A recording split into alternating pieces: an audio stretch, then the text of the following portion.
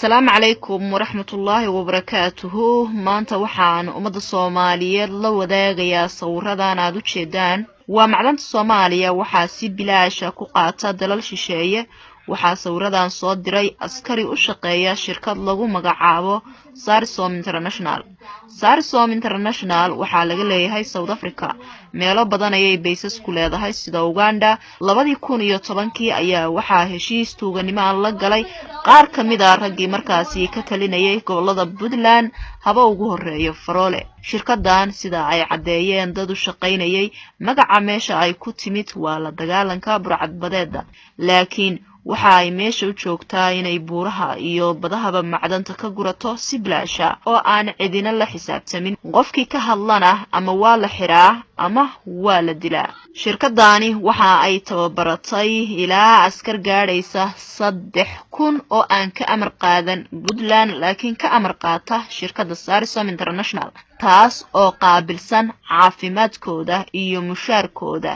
askarina sidiisaba waxaa xukuma ninka bixiya mushaarkiisa iyo noloshiisa iyo qalabkiisa. haddaba haddii maanta amar lagu siiyo inay ku duulaan ama xukun military ku qabsadaan dalka iyo dadka halkaasi jooga waa awoodi karaan. waa arintii Yemen lagu sameeyay kadib markii ciidan sidan oo kale ah lagu tababaray gudaha dalka Yemen, kuwaas oo aan ka amar qaadan jirin dawladda Yemen, mararka qaar u diidi jiray xitaa madaxweynuhu inuu ka soo dego airportka ilaa markii dambe la gaaray heer la afgambiyo dawladii Yemen. haddaba maxaad ka filanaysaa wadan aan dawlad taamihi ka jirin muddo 27 sano ah? askartaasi waa tii xabadeynaysay dadkii banaanbaxa ka dhigay magaalada Boosaaso kadib markii laga xiray dekadii ay ka heli jireen quutal yoomkooda. shirkadan inkastoo laga leeyahay South Africa waxaa fangareeya Imaaraad, macdanta ugu badanna waxaa gurata dawladda Imaaraadka.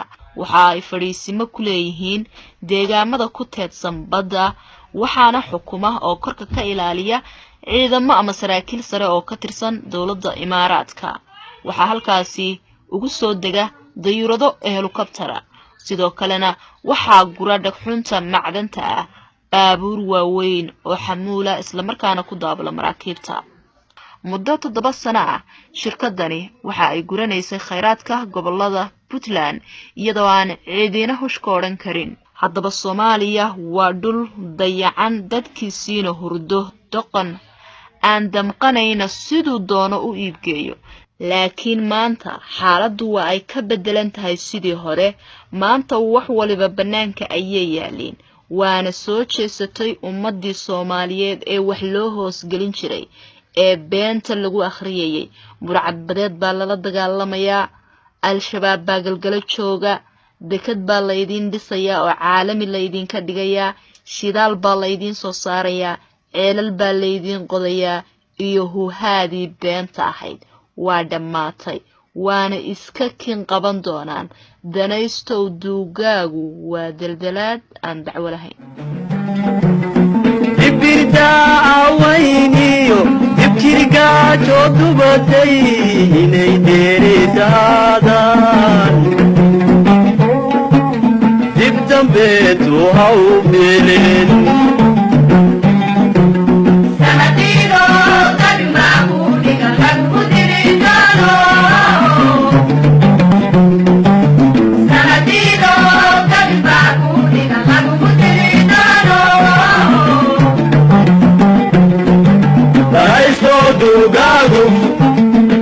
دلدلات عن دعوة لهين سنتيدو دل معبودي لك مدريدانو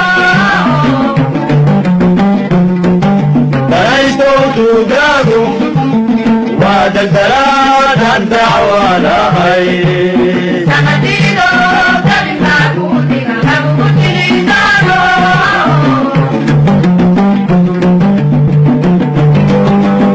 قبيل دوماديسيو دبنتيسي أرقنو دوليبو لا صوماري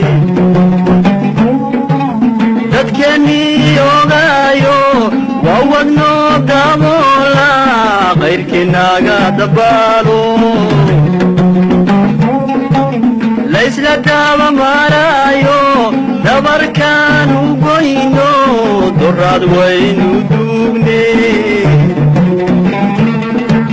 war hooyaan dib loo noqon